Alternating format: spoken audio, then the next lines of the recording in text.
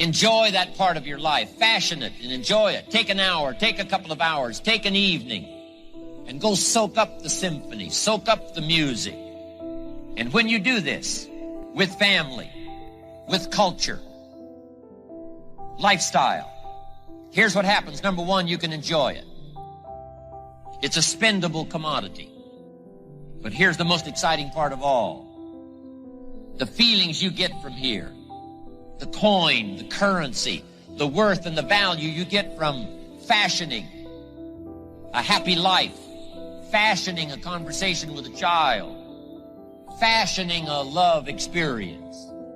A good marriage is not a marriage that's left to the wind. It must be well woven. A friendship must be well constructed. A cultured life must be well woven, well constructed. A love affair must be well woven. I'm telling you, all of these values that come from lifestyle, and nobody can engage in the art of lifestyle better than Herbalife distributors, Mark Hughes being one of the best. Better to live in a tent on the beach, be in love, than to live in a mansion by yourself. But now here's the last part. This is the most exciting. Not only can a well-fashioned lifestyle experience be enjoyed, here's the powerful part. It can be invested.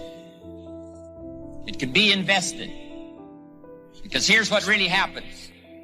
You take lifestyle, all those values, all the coin, all the currency of lifestyle, and you invest it. This feeling here helps you to now, drives you to do the better study. Why? This whole cycle keeps coming around. Philosophy, attitude, disciplines create lifestyle. Lifestyle inspires you to go back, develop an even better philosophy, stronger attitude, more detailed disciplines. All of that helps you to produce lifestyle. And if you fashion this well, love affair, marriage, culture, evening, weekend, all of this good stuff now, that inspires you now to read, study and grow, develop your philosophy, strengthen your attitude, pick up the disciplines. This whole cycle, I'm telling you, there's nothing like it once you understand how to live this way. Bad times. But I don't have bad days anymore. And it's not BS. It's because I've trained myself like an athlete to go in these peak states so often that they're just natural for me. It's like building a muscle. So it's not like I'm so smart or I'm just so positive. It's just like, why would I waste my time stressing out? I have a 90-second rule. I'll stress for 90 seconds, but stress is not going to solve it. Let me put myself back in a different state. And so the way I do that is I use my body. Because I've done this with athletes for decades, with billionaire businnesmen. If you see somebody gets in a slump of some sort, great athlete, Paul Tudor Jones, one of the greatest financial traders in the history of the world, I've coached him for 22 years. When I came to see him, this is a man who made 200% in 1987 when the stock market had its biggest single crash in a day, percentage-wise still. He made 200% for his clients, more money than anybody could dream of. Then he went to the moon and he went down to Earth and then he lost money. So I was brought in to turn him around. Well, how do you turn a guy like that around? Yep. I watched him. His shoulders were down. He was breathing like this. He's sitting like this all the time because he'd been through these failures and it started to get stored in his body. Now, in this state, this man is a genius, couldn't do it. So I watched films when he was at his best and he's like standing up and he's doing this. He's this, what to do, sell this, make this happen. And the movement, the intensity, the way he used his face. And so I showed him a video of himself today and showed him a video when he was at his best. And I said, what do you notice? He was like, those are two different people. I said, yes. But we can get back to this guy by just using the body first. Trying to use your mind, you'll go in circles. But I've been teaching for years that a radical change in your body instantly changes your biochemistry. 38 years I've taught it. 2 years ago at Harvard, they did a study, scientifically proven what I've been teaching all these decades, where they call it power posture. Yeah, the Wonder Woman stance. Yeah, standing like Wonder Woman or Superman for 2 minutes. Yep. Or like you see guys like this, pulled back like that for 2 minutes. Literally increases your testosterone in your biochemistry within 2 minutes by 20%. It drops cortisol by 18%, which is the stress hormone, and increases your chance of taking a more risky behavior, which is what's required of a leader, by 33%. 2 minutes. Now that's just standing a certain way. I show people use their voice, their body, their movement, which is 10 times more dynamic than just a stiff stance.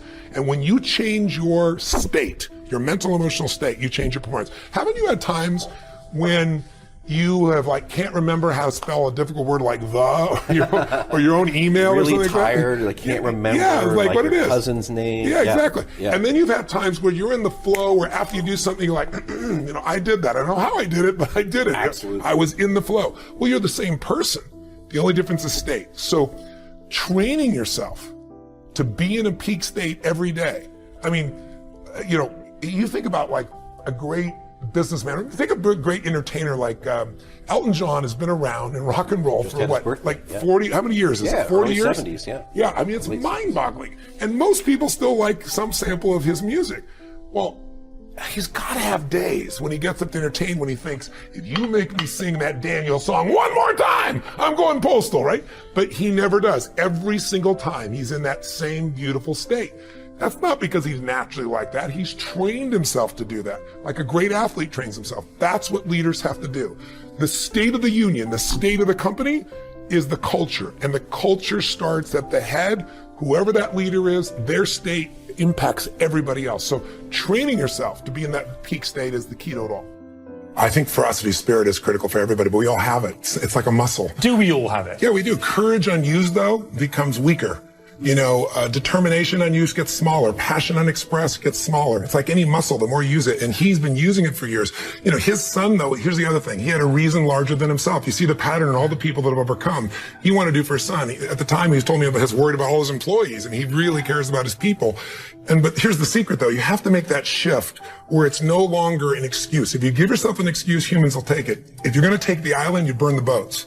And he burned the boats and said, I'm going to find the answer. First, he shifted his psychology, came to my business mastery program, and then he got the skills. Because like I said earlier, it's not just confidence. You got to have skill, and he had both, and he found the way. Show them what you did. Yeah, after that particular business mastery program, again, as Tony says, 80% of it is psychology, and then 20% of it is mechanics or the strategies. But unless you get the psychology down, the mechanics don't matter. And I can tell you from that day in November of 2008 where I made that decision that I was not going to fail, and I kissed my lady and said, I'm going back to work. And we went out there and I learned how to export. And when there was no market for steel in the United States, I was able to export to several different companies or several different countries. And we took off from there. We continued to grow. And it was just, again, it's about a mindset. It's about having a level of pride. For me, it was coming from where I come from. The Melio name didn't mean a whole heck of a lot. And I was determined to change that because it's something of what I call generational influence. I'm not doing this for me. I'm doing this for my son. The other thing you should do if you're not very industrious is discipline yourself. And so what do you do with that? Eat 3 times a day at regular meal times. That's a good thing to practice because that starts to put some stability into your life. Get up at the same time. I would highly recommend all those young people out there who are listening, you want to get a jump on life, get the hell out of bed in the morning. As I've got older, I've got up earlier and earlier. Now that's partly because you don't need as much sleep, but it's also partly because I've got more and more disciplined. Get up early in the morning and get your things done. Man, learn to get up at 6 in the morning and you'll be one deadly creature, especially if you can get to work. You'll have half your damn day done by the time other people haul their sorry asses out of bed. How many of you feel like your mind is always on? Like you're worrying about the past or you're anxious about the future? How many of you feel like your mind controls you? If you said yes to any of those questions, I want you to stay tuned as I share this concept from my book, Think Like a Monk. Hey everyone, my name is Shetty and welcome back to my YouTube channel. Now I know you've experienced this. You wake up in the morning, ready to start the day early, but your mind makes you press that snooze button. You decide you're going to be really, really healthy, but your mind makes you break that promise and then makes you feel guilty for it afterwards.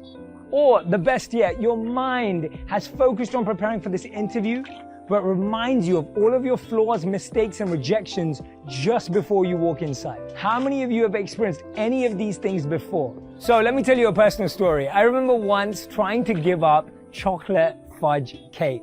Now, I know that sounds crazy, but for those of you who know me well, you know that I have a massive sweet tooth and I absolutely love chocolate cake. So this was already going to be difficult. But now, as soon as I'd made that commitment, Every time I walked past a bakery or a cake shop, I literally felt like that cake was staring at me, and there was a voice in my head that said, buy me now, eat me. I mean, I know I sound psycho right now, but it's true, right? We have that feeling as soon as you make that commitment to yourself that you're going to have a healthy diet, you're going to start working out, whatever it may be, we're triggered almost in the opposite direction by our own mind. How does that happen? Why does it happen? And how do we overcome it is what I want to share with you today.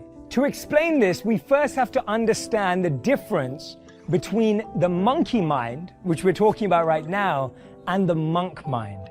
So the monkey mind is always jumping from branch to branch. It's always looking for the next pleasure or that instant gratification. It's always looking for the short-term win. It's the part of us that complains, compares, and criticizes. But the monk mind is focused on the root of the issue. The monk mind is focused on discipline and long-term gain. Instead of being comparing, complaining, and criticizing, the monk mind is calm, composed, collaborative, caring, and compassionate.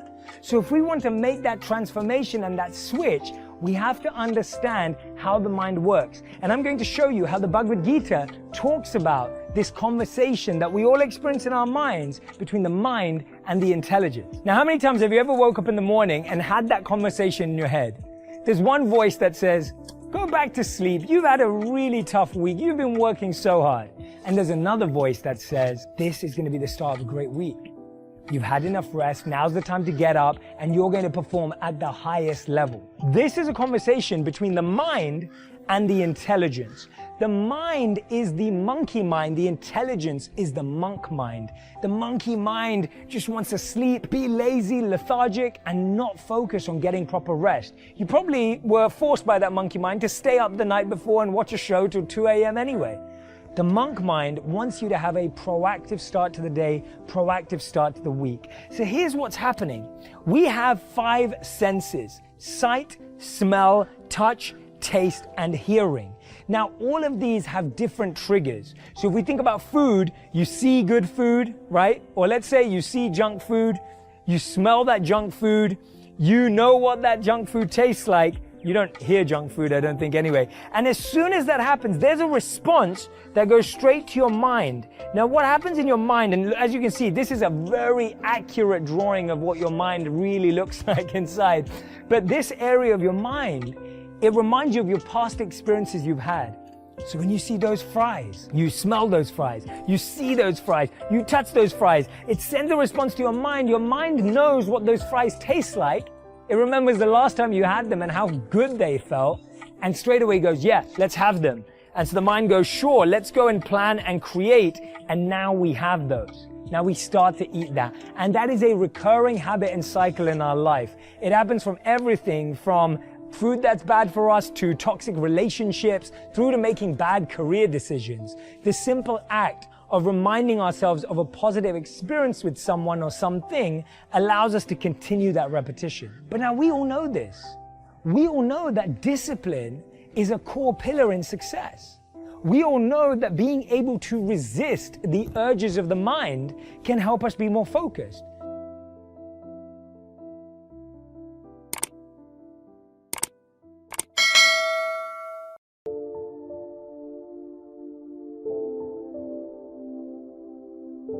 Some people say, if I was as smart as you are, make sure you make the correction in thinking to say, if I had developed as much of my smart as you have. That's it. We're all smart enough. We just have to develop that smart into a plan. Hopefully this program will help. There it is, how to think on paper. Never underestimate the power of influence. What an important statement. The influence of those around us is so powerful. Many times we don't even realize we're being strongly influenced because it generally develops over an extended period of time. Peer pressure is an especially powerful form of influence because it is so subtle. If you're around people who spend all they make, chances are excellent that you'll spend all you make. If you're around people who go to more ball games than concerts, chances are excellent that you'll do the same. If you're around people who don't read many books, chances are excellent you won't read many books. People around us can keep nudging us off course a little at a time until finally, 10 years from now, we find ourselves asking, how did I get here? Those subtle influences need to be studied carefully if we really want our lives to turn out the way we planned. Now, on this major point, let me give you 3 key questions to ask. This may help you to make a better analysis of your current association. Here is the first question. Who am I around? Good question. Make a mental study of the major people with whom you most often associate. You've got to evaluate everybody who is within the circle of being able to influence you. So, major question, who am I around? Next question, what are they doing to me? That's a major question to ask. What have they got me doing? What have they got me listening to? What have they got me reading? Where have they got me going? What have they got me thinking? How have they got me talking? And how have they got me feeling? What have they got me saying? You've just got to make a serious study of how others are influencing you, both negatively and positively. Now, maybe the influence of all those around you is okay, but just ask yourself. It doesn't hurt to ask, who am I around and what are they doing to me? Now, here's the final question. Is that okay? Maybe the people you associate with and their collective influence is okay, but then again, maybe it's not. All I'm suggesting here is that you take a close and objective look. Everything is worth a second look, especially the power of influence. Positive influence can have an incredible effect on your life, but so can negative influence. Both will take you somewhere, but only one will take you in the direction you truly wish to go. It's so easy just to dismiss the things that influence our lives. The man says, I live here, but I don't think it matters. I'm around these people, but I don't think it hurt. I would take another look at that. I've got a good phrase for you. Everything matters. Now, sure, some things matter more than others, but everything matters. Everything weighs something. So you've got to keep checking to find out whether associations are tipping the scales toward the positive or toward the negative. It doesn't hurt to look, right? Ignorance is never the best policy. Finding out is the best policy. Remember,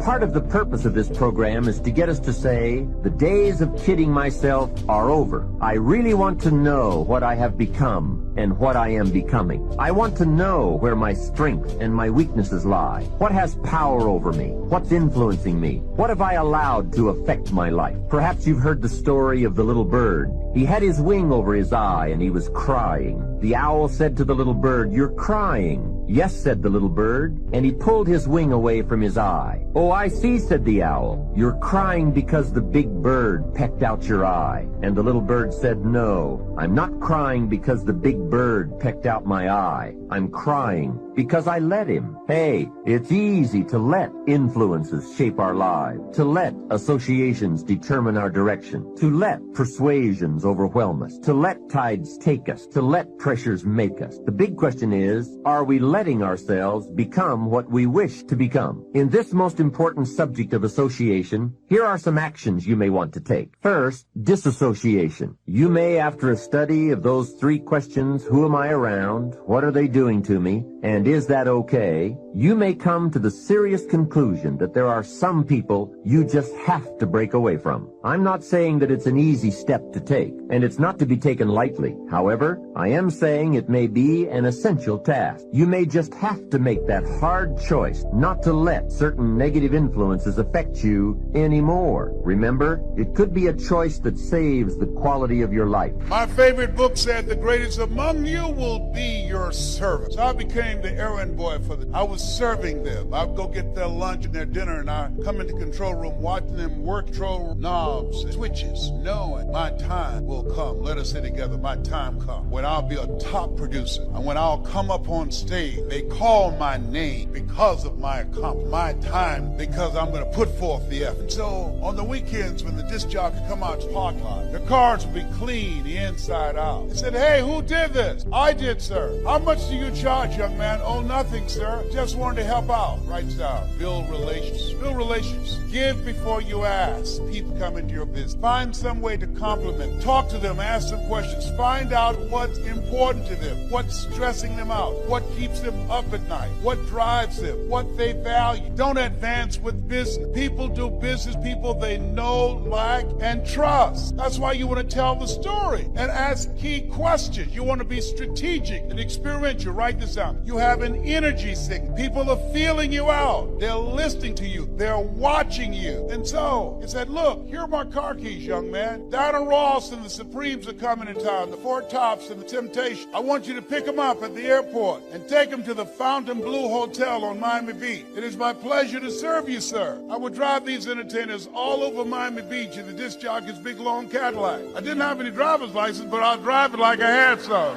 Then one day, it's a Saturday afternoon, a disc jockey by the name of Rockin' Roger was drinking while he was on the air. Rockin' Roger got so drunk, he could not complete the show. He began to slur his words. He's about to fall off the chair. It's a Saturday afternoon, and I was the only one there, looking at him through the control room window, walking back and forth, young, ready, and hungry. I was saying, drink, rock, drink. Drink, rock. I'd have gone and get him some more if he'd asked me to. Then pretty soon the phone rang. It was the general manager. I said, hello? He said, young boy, this is Mr. Clyde. I said, I know. He said, Rock can't finish the program. I said, I know. He said, will you call one of the other DJs in? I said, yes, sir. I hung the phone up and said, now he must think I'm crazy. I called my mama and my girlfriend, Cassandra. I said, y'all come out on the front porch, turn up the radio. I'm about to come on the air. I waited for about 20 minutes and I called him back. I said, Mr. Klein, I can't find nobody. He said, young boy, you know how to work the controls? I said, yes, sir. He said, go in there and segue the records, but don't you say nothing here. I said, yes, sir.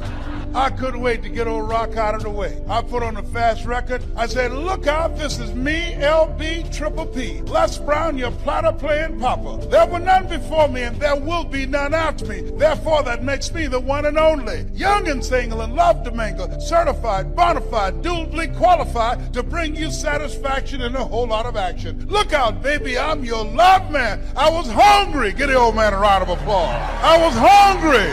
I was hungry. I was hungry. You gotta be hungry.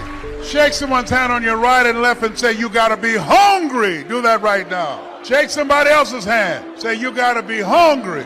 People that are hungry believe if you do what is easy, your life will be hard. But if you do what is hard, your life. People that are hungry believe what Zig said when he said, you give enough people what they want, they will give what you want. People that are hungry believe always strive to get on top in life because the bottom's overcrowded. People that are hungry are uncommon people. They are say yes to their dreams. They say yes to an opportunity where they can develop their entrepreneurial skills, where they can develop their mind and their leadership skills, where they can become versatile and flexible and create and build a business they can be proud of. People that are hungry have a vision of themselves when they leave here, leaving a legacy and not liabilities.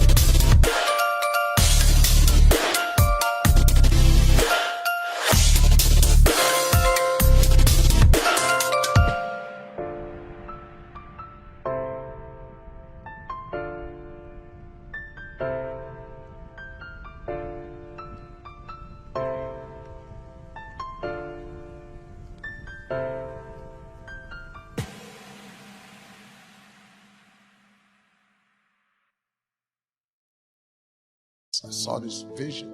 I just pursued it. I said, wow, that's it. You have to take chances in life. Life is about risk. If you play it safe in life, you ain't gonna have much of a life. If you play it safe, you won't have much of a life. Life is risk. It take courage to pursue your dream. Now, it's gonna cost you something. Most people are not willing to pay what it costs to go after your dream, because you're gonna have to hurt a little bit. And most people don't like being uncomfortable. If you don't wanna be uncomfortable, please do not pursue success, because success is a very uncomfortable feeling. And I just learned to be comfortable being uncomfortable. Life is hard. See, for every time you have a plan, a dream, an aspiration, or a goal, do you know what happens every time you have one of those? This thing comes along called life. It happens to everybody. Life has disappointment. It's got peaks and valleys. You're gonna lose somebody you care about one day. That's a valley.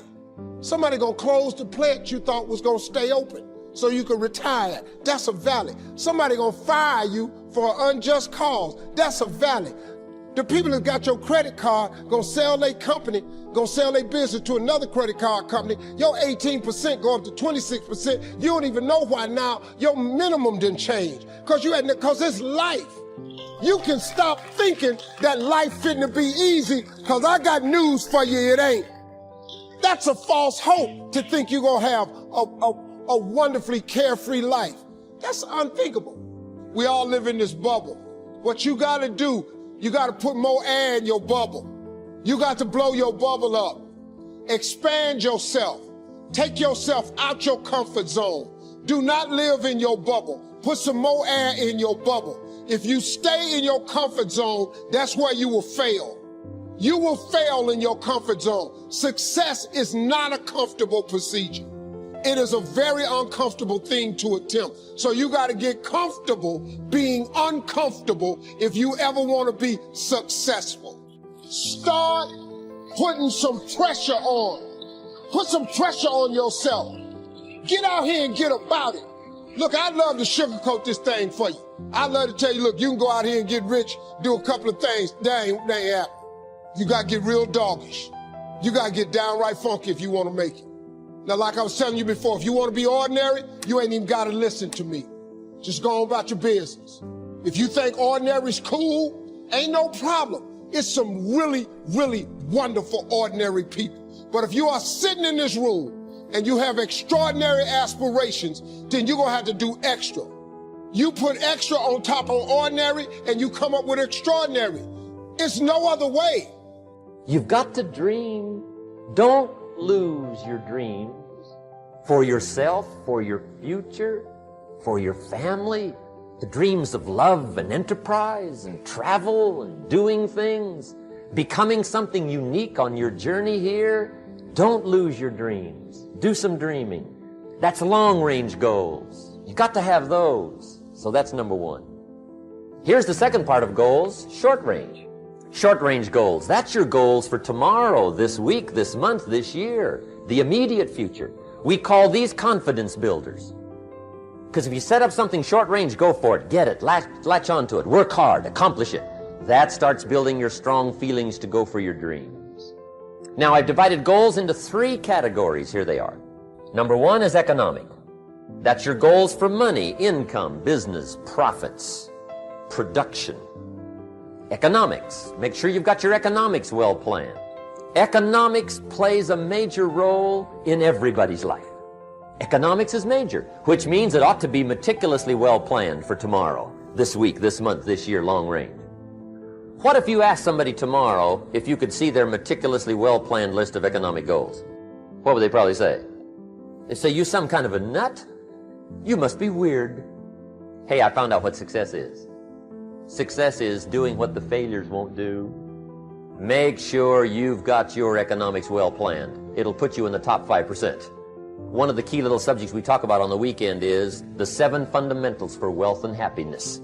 And that's one of them, well-planned economics. It's a fundamental if you want to do well. Join the top 5%. Anybody in this room can join the top 5%, if you will. Now here's the second category of goals, things. Make a list of the things you want. And on my list of things, now I put everything. Little things as well as major things. Doesn't matter how small it is, it goes on my list. I used to just put major things, cars, homes. I don't do that anymore. I now load my list with everything. Everything. And the reason is, part of the fun of having a list is checking it off. That's it. Boy, at the end of the day, if you can go, got it, got it, got it, got it, got it, got it, whatever it is, right? You get into the habit. So load up your list, the things you want. Now, when you check off something major, celebrate. That's an important point to make. Celebrate your achievements. Live it up. Have a party when you reach something you've worked for a while.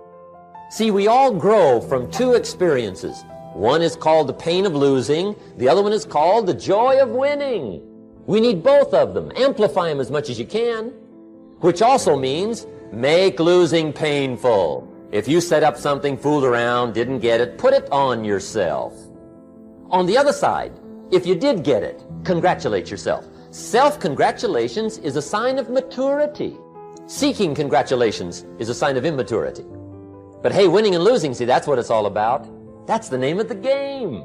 Now, some people lead such mediocre lives, at the end of the day, they don't know whether they're winning or losing. They got no clue. Guy's just going through the day with his fingers crossed. There's a better way. Okay, here's the third category of goals. Personal development. Put those goals together. Personal development goals. That's your goals to be stronger, more decisive, be a speaker, be a leader, learn a language, all kinds of skills. Okay. The whole weekend seminar was designed to improve all your skills so that you walk away more skillful. And that's what you want, the personal development skills. That's what attracts, that's what brings good things to your life, the person you become, more skillful. Now, this is quite a package to work on. Economics, things, personal development. For tomorrow, this week, this month, this year, long range. Okay? That'll get you started. Now, here's the simple formula for setting goals. It goes like this. A, work on your goals. That's step one. Work on them. And I put the word work there deliberately. Setting goals is plain hard work. I don't want to kid you. We haven't come here tonight to kid each other. It's work. I know it's work. That's why a lot of people just let it slide. It's work. Many people work hard on their job, but they don't work hard on their future. They just let that slide. And the work involved is making plans. I know most people don't. I understand that. But don't let that be you. Guy says, well, yeah, you work where I work, but the time you struggle home, it's late. You got to eat a bite of supper, watch a little TV, get to bed. You can't sit up half the night. Plan, plan, plan. And the guy's behind. Good worker, hard worker, sincere. But you got to be better than sincere, working hard. You got to be better than a good worker. You got to be a good planner. Somebody once wisely said, the people who fail to plan are planning to fail. Well said. So work on your goals. Here's step 2. Write your goals down. That's so important. I teach my staff around the world, put your goals in your journal. Because one of the major people you want to study is yourself. So here's the list of goals I put together 3 weeks ago. Here's the list of goals I put together 2 years ago. Here's some of the changes I made, rearrangement of my priorities. I scratched these off, I put these on, I've gotten these. Study your accomplishments, study what your desires are. Put them on paper, write them down. Here's another reason for writing your goals down. It shows you're serious about doing better. And to do better, you gotta get serious. You don't have to be grim, but you must be serious. Everybody hopes things will get better. Everybody hopes. Poor people hope. That ought to tell you something.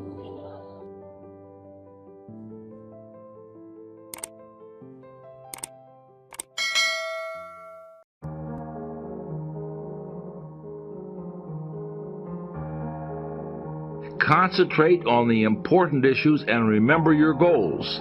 Let me offer you a few examples of petty thinking versus big thinking. First situation, working out expense accounts. The petty thinker will figure out ways to increase his income by chiseling or even cheating on expense accounts. The big thinker will figure out ways to increase his income by selling more merchandise and regard the expense account as just that, an expense account. On the idea of progress, the petty thinker believes in the status quo and in taking no chances. The big thinker believes in ideas, expansion, new challenges. On the matter of security, the petty thinker is preoccupied with security problems. The big thinker regards security as a natural companion of success and doesn't worry about it. The petty thinker magnifies minor errors and turns them into big issues. The big thinker ignores errors of little consequence and strives to learn from significant mistakes. So let's briefly sum up some of the tools for thinking big. Don't sell yourself short. Conquer the foe of self-deprecation. Concentrate on your assets. You're really a lot better than you think you are. Use the big thinker's vocabulary. Use big, bright, cheerful words. Use words that promise victory, hope, happiness, pleasure. Avoid words that create images of failure, defeat, and hopelessness. Stretch your vision. See what can be, not just what is. Practice adding value to things, to people, and especially to yourself.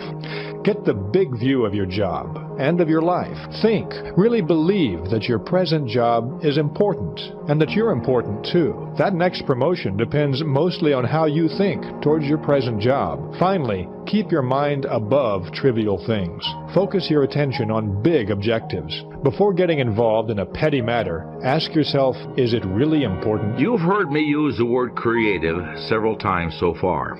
I've made the point that thinking creatively is an important part of thinking big. But a lot of people are intimidated by that word creative. But they shouldn't be. Let me clear up a common fallacy about the meaning of creative thinking. Certain fields such as art and architecture and music and writing and science and a few others have been labeled creative. Now certainly, those fields do involve a lot of creativity, but creative thinking is not reserved for a few special occupations or a few special people. Well then what is creative thinking? Let me give you some examples. When a low-income family devises a plan to send their children to college, believe me, that's creative thinking. When a neighborhood group turns the neighborhood's most undesirable lot into a beauty spot, that's creative thinking. When a minister develops a plan that doubles his Sunday attendance, he's simply applying creative thinking. Figuring out ways to simplify record keeping, coming up with a new use for a computer program, selling the impossible customer, keeping the kids occupied constructively. These are all examples of practical, everyday creative thinking. And they're just as creative as the architect's new bridge or the composer's new symphony. Creative thinking is simply finding new, better, improved ways of doing things. The rewards of all types of success at home, success at work, success in the community, all hinge on finding ways to do things better. Now, let's see what we can do to develop and strengthen our creative thinking ability. The first step is to simply believe it can be done. Here again is that basic truth. To do anything, you must first believe in it. Believing something can be done sets the mind in motion to find ways to do it. To illustrate this, David Schwartz often asks groups in motivation and training sessions this question: do you feel that it's possible to eliminate jails in the next 25 years? Think about this question for a moment. Now, what's your reaction to the question? Did your mind begin searching for ways to accomplish the challenge that the question raises, to eliminate jails in 25 years? Or did you give it a few moments consideration and simply reject the possibility? If you're like most people, you probably did the latter, rejected the proposition altogether, and decided, no, it's simply not possible to eliminate jails in 25 years. In fact, most people immediately think of all the reasons we have to have jails: keeping the populace safe from criminals, keeping order on our streets, the fact that some criminals are incorrigible, and so forth. But the question is asked to make a point. For just a few moments, forget the reasons that we have to have jails, and just assume that we can eliminate jails in 25 years. Make the assumption. If this could be done, how would you propose we begin? What kinds of things could be done as alternatives? Pause for a moment and give that some thought. Did you have any ideas? If you did, you're not alone. David Schwartz has a list of 78 specific ideas that people have come up with in his seminars to begin the process of eliminating jails. Things like establishing youth centers to cut down on crime, conducting research to spot potential criminals before they commit a crime, working to eliminate poverty, educating law enforcement personnel in positive methods of reform. Now, the point of this, again, is not really to eliminate jails. The point is to illustrate that when you believe something is impossible, your mind goes to work for you to prove why it's impossible. But when you really believe that something can be done, your mind goes to work and helps you find ways to do it. You, the one who thought you weren't going to make it, who thought you couldn't get up again, who thought it was over, who thought it was the worst day you've ever had, your track record for surviving bad days is 100%. So what would make you think that you won't survive the next bad day? Because God keeps getting you up over and over and over again. So when I fall, I just get up again. Man, he is really good at this. So I got labeled the hardest working man in Hollywood because of my father. My father was a coal miner. He was very poor. My father made $5 a day. He was a coal miner. He had 5 kids. My mother was a Sunday school teacher. My mother taught Sunday school. My mother never worked a day in her life. My father took care of my mother and all his kids. So my father taught me very young. He said, listen to me, son. They can out-sing you. They can outrun you. There were people who can out-jump you. There are people who will outdress you. There are some people who can out-talk you. There are some boys who can out-throw you. There are some people who can out-dash you. But don't you let no man living outwork you. Nobody can outwork me. I don't care who you are. It doesn't matter. I bet you can't. I bet you can't. You can't outwork me. You might be smarter than me, but you can't outwork me. You can't out-hustle me, not Steve Harvey. I'm a hustler, man. I'm a bad man. I'm a hustler for real. No one, I don't care how much money they got. I don't care what color they are. I don't care what their family name is. You cannot outwork me. I won't let you. If you stay up for 5 hours, I stay up for 6. If you go to bed at 11, I go to bed at midnight. If you get up at 6, I get up at 5. If you go to lunch for an hour, I go to lunch for 45 minutes. If you come to work early, I come in earlier than you. That's how I work. So my first TV show was Showtime at the Apollo. Now, I have been homeless when I got this TV show. I had been homeless for 3 years. I lived in a car, but I was telling jokes, and so I had some videotapes, and they saw it and they asked me to come and perform. I performed, I did well. They asked me to come again, I did well again. They offered me the job of hosting Showtime at the Apollo. They paid me. It was the most unbelievable feeling, because you look, I went from zero money to back then in 1992, I think I made about, for the 1992, I made about $22,000 a week. Now listen to me, in Hollywood, that's nothing. That's nothing. But for me, it was everything. You go from zero to $22,000, you gotta be kidding me. I thought I was rich. And to me, I was rich. And so that first check, I spent all of it. I didn't even try to save no money. I took it to the bank, I cashed it. I got $22,000 cash in my pocket. I was not leaving my money in the bank because I had been homeless so long, I needed my money in my pocket. I had $22,000 cash in my pocket.